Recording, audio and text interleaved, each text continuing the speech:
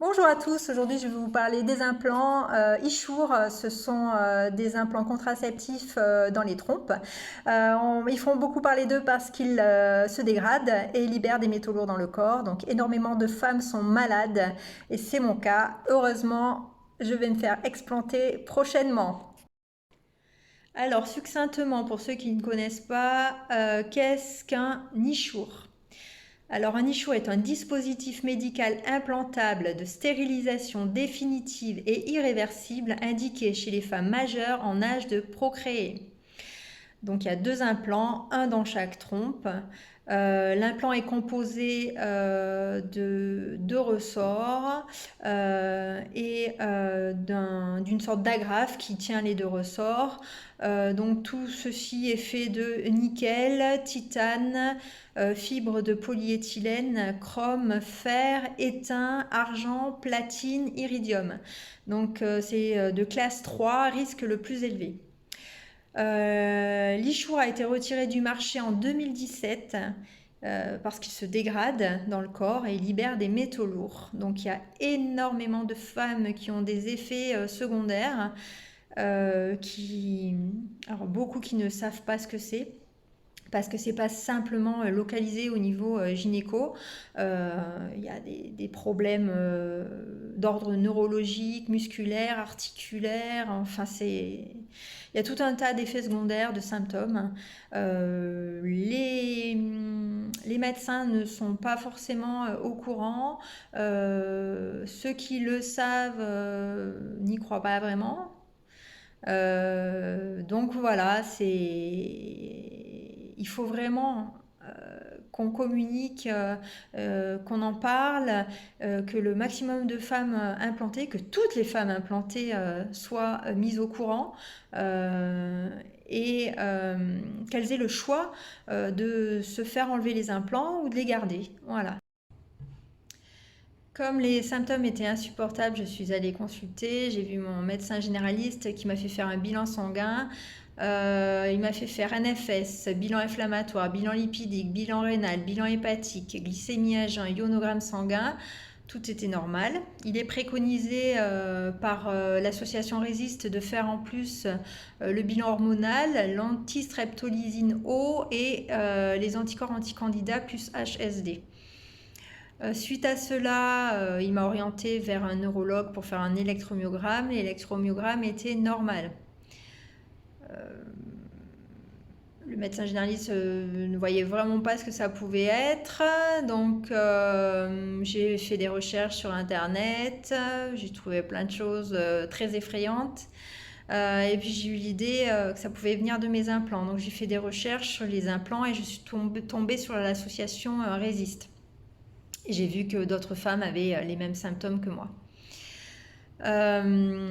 Suite à cela, j'ai fait un ASP, donc c'est mon médecin généraliste qui me l'a prescrit. C'est un abdomen sans préparation, c'est une radio pour voir le positionnement des implants et leur intégrité.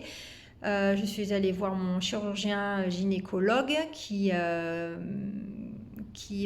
déjà réalisé des extractions des explantations d'Ichour, voilà, qui a refait une échographie 2D et on a pris rendez-vous pour l'explantation.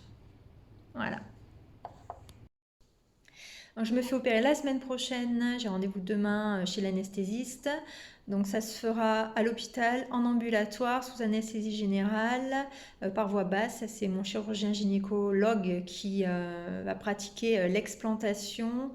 Il a l'habitude, il a le protocole qui a été donné par le ministère des Solidarités et de la Santé. Voilà. Donc vivement la semaine prochaine. Donc il me fait une hystérectomie et une salpingectomie. Pourquoi les deux? Parce que les dernières études qui datent de décembre 2020 révèlent qu'il y a des amas d'étain dans l'utérus. Voilà. Donc il préconise l'hystérectomie aussi. La semaine prochaine. Alors je me fais opérer la semaine prochaine.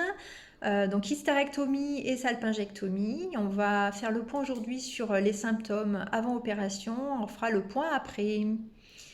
Donc il y a des symptômes qui sont là tout le temps et de plus en plus forts, et des symptômes qui vont et qui viennent. Voilà, ça peut changer d'une minute à l'autre.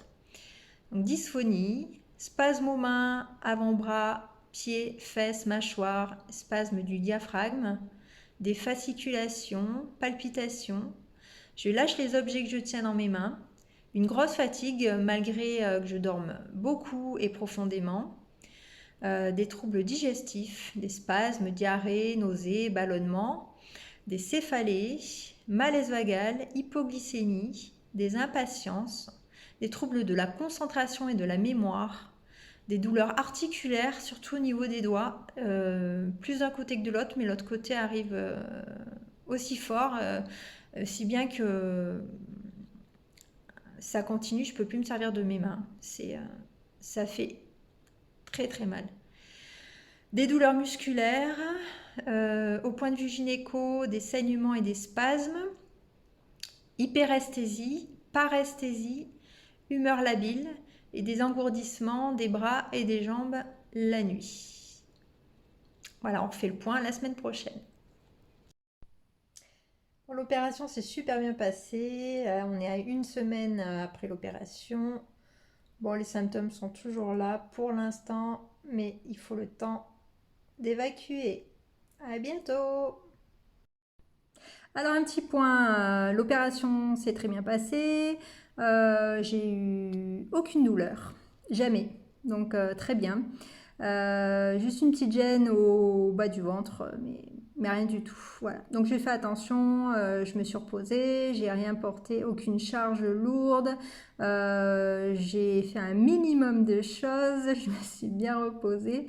En ce qui concerne les symptômes, à 8-9 jours, la fatigue qui était extrême avant l'opération, je l'ai plus. C'est incroyable, voilà. J'ai retrouvé tout mon dynamisme.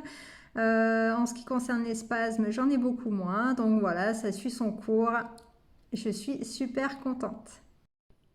Alors le but de cette vidéo, c'est qu'un maximum de personnes soient mises au courant. Donc partagez, partagez, partagez, parlez-en autour de vous, faites du bruit. Je vous remercie infiniment pour toutes les femmes qui souffrent encore, qui ont leur vie gâchée, la famille aussi, parce que l'entourage en pâtit aussi. Donc merci infiniment pour elles. Merci.